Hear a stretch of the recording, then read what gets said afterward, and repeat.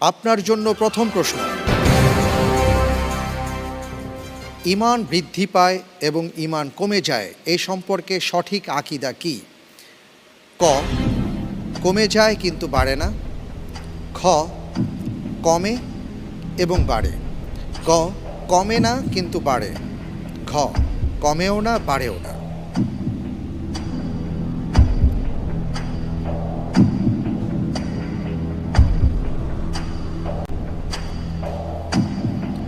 জি আলহামদুলিল্লাহ, এই প্রশ্নের উত্তর আমি বেছে নিচ্ছি খ, কমে এবং বাড়ে।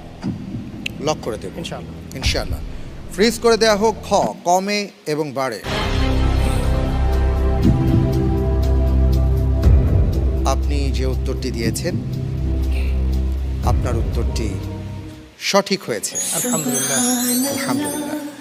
জি, ঈমান বাড়ে, ঈমান কখনো কখনো